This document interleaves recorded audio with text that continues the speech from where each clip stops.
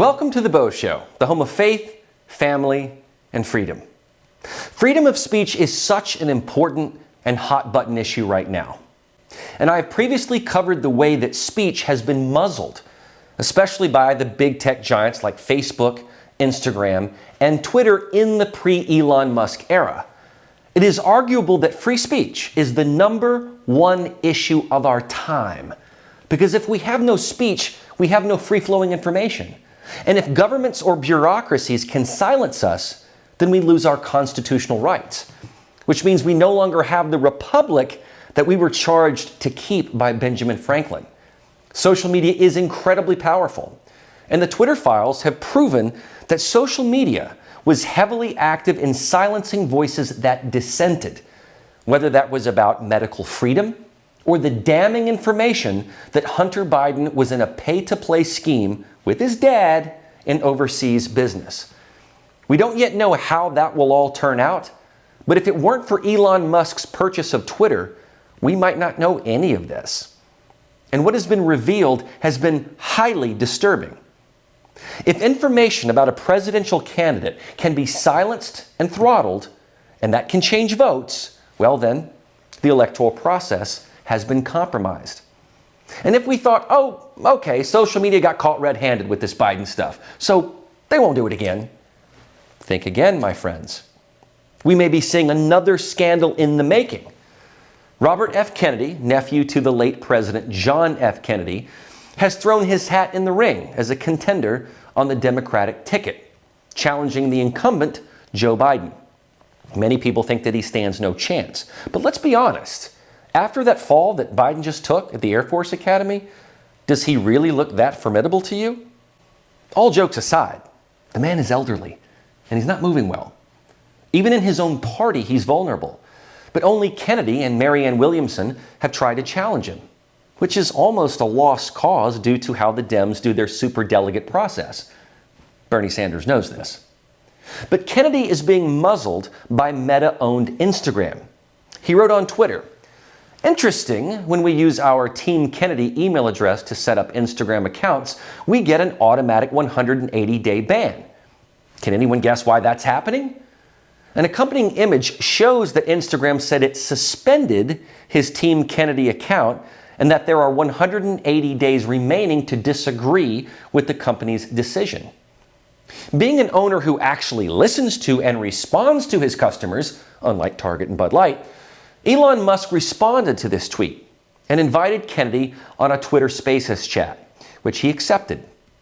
Kennedy's account had more than 900,000 followers, but those followers no longer have access to Kennedy. He wrote, "To silence a major political candidate is profoundly undemocratic. Social media is the modern equivalent of the town square. How can democracy function if only some candidates have access to it?" But this latest move by Meta was not the first time he was silenced. In 2021, Instagram suspended him for raising issues about vaccine safety and COVID-19 in their pursuit of a unidirectional narrative about the pandemic. Bear in mind that Kennedy was using research-based information about the jabs that questioned potential side effects and efficacy. And with respect to efficacy, even the manufacturers themselves are now admitting the limited efficacy. Do you see how hindsight is 20/20, but the victim here is the free speech and the messenger, RFK, and any others who raise these red flags? At the time of his suspension, Kennedy said, quote, "This kind of censorship is counterproductive if our objective is a safe and effective vaccine supply," unquote. Kennedy and his Children's Health Defense have been vaccine skeptics, asserting that some vaccines have been linked to autism. But it wasn't just Kennedy that was getting suspended or banned. It was anyone who questioned the narrative. The irony is that Kennedy is a Democrat. As far as I can tell, he's one of the only Democrats that received this treatment. Most were conservatives or Republicans, including the president himself, Donald Trump. All of the bans were handed down under the general penalty of spreading misinformation. But what happens if social media companies are actually the ones spreading it? Because they cannot be objective arbiters of what is and what isn't medically or scientifically sound. Why are they in the business of being the deciders? And what is their penalty if they are wrong? No one silences them. The only alternative were the sites that sprung up in the aftermath, sites like Rumble, Getter, and Truth Social. And then when Musk took over Twitter, things changed precipitously. Imagine Mark Zuckerberg actually responding to a user and inviting him or her on to a Facebook live chat. It never happens. He doesn't listen to his customers. Even on the Google-owned YouTube, my videos for this show are throttled. They hit a certain number of views and then they get turned off like a light switch. They are not permitted to organically spread.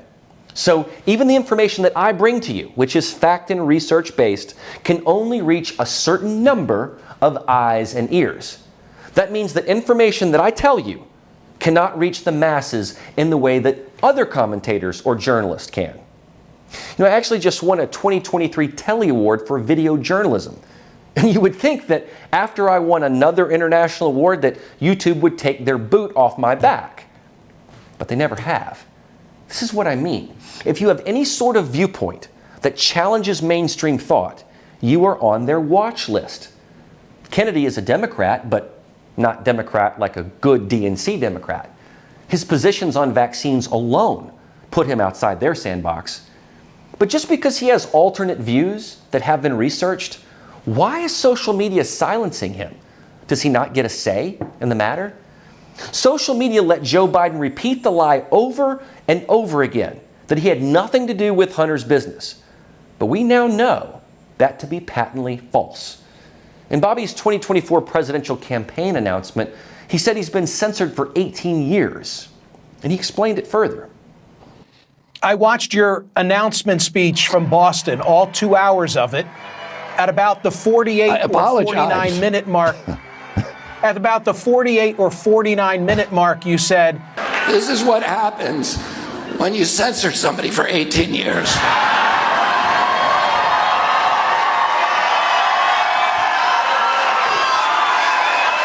I got a lot to talk about. Who censored you and why? Well, most recently, the networks all censored me, including this network. But most recently, and I think most offensively, the White House was asking the social media sites to censor me. There were also attorney generals, I think 18 or 13 Democratic attorney generals who contacted the social media sites and asked them specifically to censor me. But, we now have, because of the Twitter files and because of these email dumps, we now have clear evidence that there were White House personnel who were ordering the social media companies to censor me, and it had nothing to do with misinformation. In fact, nobody's been able to show a single statement that I've ever made on my Twitter or any social media that is factually inaccurate. It was because I was dissenting from government policies. And, in this country, we built this country so that to allow our citizens to complain about our public officials. And that's, Robert, to me, a clear violation of the First Amendment. So let's go there. The New York Times, then reporting on your announcement, said this: Mr. Kennedy is the latest in a history of fringe presidential aspirants from both parties who run to bring attention to a cause or to themselves. Do you embrace that label, fringe? And if not, what does fringe mean to you? Well, I'm not running to bring attention to a particular cause. I'm running because I believe I'm going to win, or I have a good chance of winning, a good enough chance of winning to endure all the hardships that, a campaign imposes on me and my family. And I can tell you this, Michael, because I know that you're a big fan of my wife's, but if she did not think, if I had not convinced her that I can win this race, I would not be in it, because she's the ultimate boss.